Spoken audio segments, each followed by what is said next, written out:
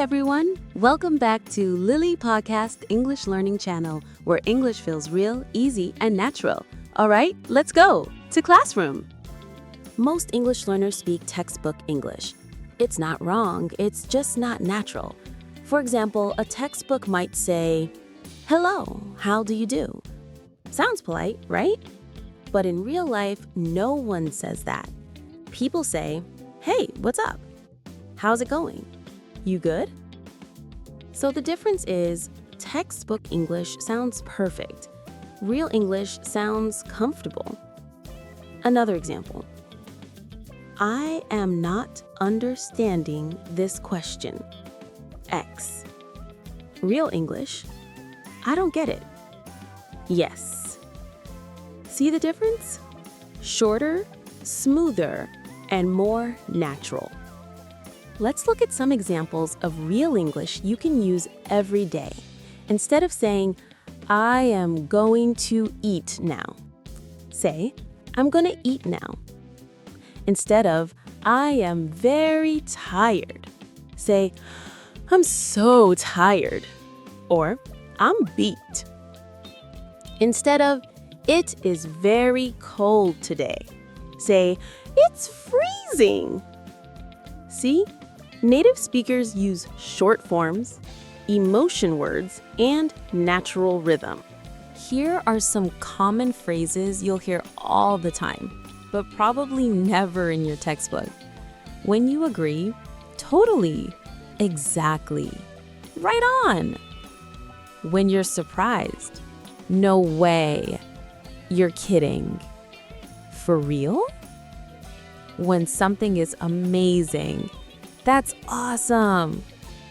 That's insane. So cool. When something is bad, that sucks. That's rough. What a mess. These are real English reactions, how people actually speak in movies, streets, cafes, and daily life. Textbook says, hello, how do you do? I am fine, thank you. And you? Real people say, hey, what's up? I'm good. You? Not bad, just tired. Both are English, but one sounds like you're reading a script from 1950, and the other sounds like you're actually living in 2025. Let's try another one. Textbook. I do not know. Real life? I don't know. Textbook. I am going to eat lunch now. Real life? I'm going to grab some lunch. And here's a fun one. Textbook. That is very interesting. Real life? That's cool. Oh, really? No way. See the difference? It's not about big grammar rules. It's about sound, rhythm, and attitude. You might ask, why do native speakers speak differently from what we learn? Good question. Here's why. They connect words. They don't say, do you want to? They say, do you wanna? They use short forms. I am, I'm. Going to, gonna. Want to, wanna. Got to, gotta. They use fillers, like, I mean, kinda, sorta. It's how people sound natural, not robotic. They speak with emotion. They don't just say, I'm tired. They say, ugh, I'm so tired. With feelings, gestures, and tone. So to sound real, don't just use words, use voice, tone, and vibe. All right, let's go deeper. Here's how real English changes depending on the situation. Meeting someone new. Textbook. Hello, it is nice to meet you. Wrong. Real. Hey, nice to meet ya. Right. Hey there, what's up? Right. At a cafe or restaurant. Textbook. I would like a cup of tea, please. Wrong. Real. Can I get a tea, please? Right. Could I grab a coffee? Right. I'll take a latte. Thanks. Right. Shorter, smoother, friendlier. Asking for directions. Textbook. Excuse me, could you please tell me where the station is? Wrong. Real. Hey, do you know where the station is? Right. Hey, how do I get to the station? Right. No need for perfect grammar, just be polite and simple. Texting or chatting. Textbook. I cannot come today. I am very busy. Real chat.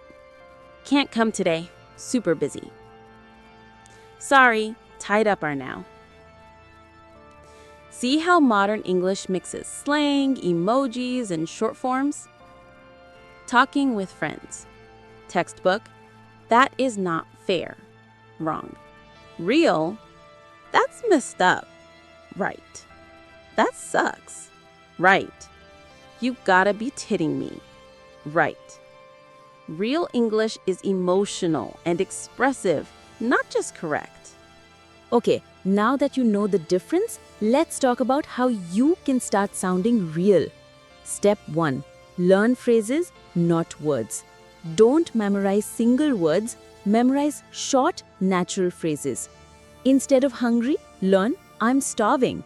Instead of tired, learn I'm beat. Instead of happy, learn I'm over the moon. Step 2. Imitate native speakers. Pick your favorite YouTuber, actor, or podcast host. Listen carefully and repeat like an echo. Copy the intonation, speed, and emotion. This is called shadowing. Step 3. Think in English. Don't translate from your language. If you want to say, मुझे भूख लगी है, don't think in Urdu or Hindi. Just think, I am hungry. Start small. Describe your day in English in your head. Step 4. Watch English shows with subtitles. Netflix, YouTube, or even short clips. Notice how people really talk. Write down 2-3 natural phrases every day. Example from a movie. You gotta be kidding me. Come on, give me a break. No worries, I got this. Step 5. Practice speaking even alone. Talk to yourself. Record your voice. It might feel weird, but it works. Confidence comes from repetition, not perfection. Step 6. Use fillers naturally. Instead of pausing with try, these make your speech sound smoother and more fluent. Step 7. Don't aim for perfect grammar. Focus on connection, not perfection. Even native speakers make grammar mistakes all the time. Fluency is about flow, not rules. Let's practice together. Here is a short real-life conversation. Scene: 2 friends after work. Hey man, how was your day? Crazy busy. I barely had time for lunch. Same here. I'm wiped out. Wanna grab a bite? Yeah, sure. Let's hit that new burger place. Sounds good. I'm starving. Did you notice? No fancy grammar. Just short, natural, relaxed phrases. That's real English. That's how you connect. All right, guys, that's it for today's lesson. Remember this, speaking real English is not about big vocabulary. It's about using simple words naturally. So from now on, stop worrying about mistakes. Start listening more, speaking more, and feeling the language. If this video helped you, give it a big thumbs up. Subscribe for more weekly English videos, real, simple, and fun. And comment below, which natural phrase will you start using today? See you next time. Keep practicing, keep smiling, and keep speaking real English.